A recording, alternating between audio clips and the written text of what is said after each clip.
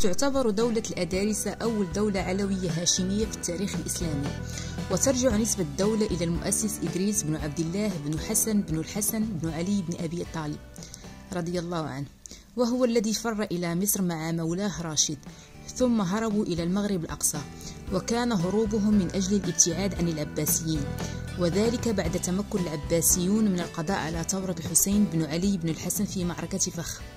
والأدارسة هم أول السلالات الإسلامية المستقلة في بلاد المغرب في الفترة الواقعة ما بين 788 و 974 ميلادية، واتخذوا مدينة وليلي مقرهم الأول، وبعد ذلك اتخذوا من مدينة فاس مقرا لهم. وقد تمكن إدريس الأول مؤسس الدولة الإدريسية من السيطرة والتوسع في فترة حكمه في العديد من المناطق المحيطة بفاس، وبدأ بتكوين تحالفات مع القبائل المحلية. وفي سنة 93 و700 ميلادية بعد سنة وفاته تولى ابنه إدريس الثاني الحكم.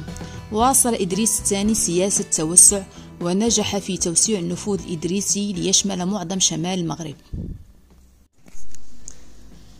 وقد زاد النفوذ الإدريسي في عهد محمد بن إدريس، فقد عزم إلى تقسيم دولة الأدارسة إلى 8 ولايات بين إخوته، أهمها ولاية محمد بن إدريس في فاس وناحيتها، وولاية القاسم بن إدريس في طنجة وسبتة وقلعة حجر النزر وتطوان وبلاد مصمودة وما جاورها، وولاية عيسى بن إدريس في شالة وسلا وأزمور وتمسنة، وولاية يحيى بن إدريس في البصرة وأصيلة والعرائش إلى بلاد ورغة، وولاية عمر بن إدريس في مدينة ترغة وبلاد صنهاجة وغمارة.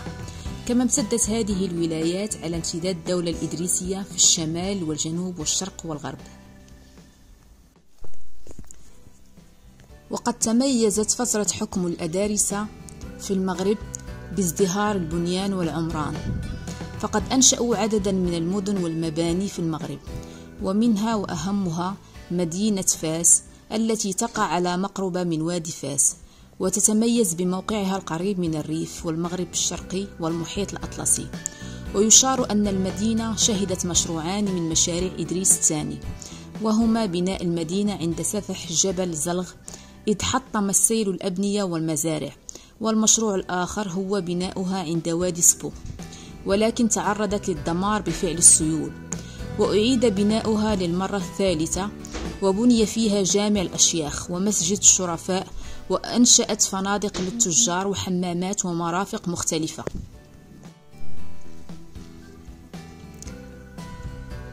مدينة البصرة التي تم بناؤها في منتصف القرن الثالث هجري، وتقع بين أصيلة والعرائش، وتبعد عن البحر، وكان أول من تولى أمرها هو إبراهيم بن القاسم بن إدريس، ويذكر أنها كانت تعرف باسم بصرة الكتان، وقد تعرضت للخراب في زمن باكر.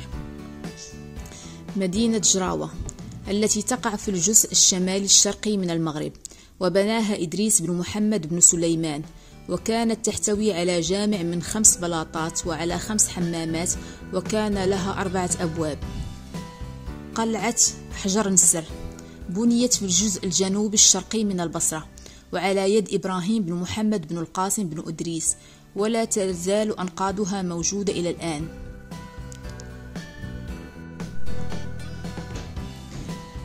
وقد تم تشييد جامع القرويين التي تعتبر من أهم ما تركه الأدارسة، وتنسب إلى فاطمة بنت محمد بن عبد الله الفهري، وهو أحد العرب الذين هاجروا من القيروان.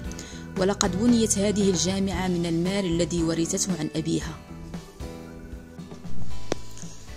ورغم كل هذا الازدهار والتوسع، إلا أنه بدأت بوادر سقوط الدولة، فبدأ الضعف ينتشر، وذلك بسبب تشرذم الدولة وتقسيمها بين أبناء الخلفاء. وعلى إثر هذه الأسباب شهدت دولة الأدارسة حالة من الفوضى والاضطراب، وساءت أحوال البلاد الاقتصادية والاجتماعية، وهذا أتاح تقويض أعمال الدولة. وفي نهاية الأمر جاءت نهاية الأدارسة على يد الدولة الفاطمية والدولة الأموية الأندلسية بعد حكم استمر قرابة قرنين من الزمان.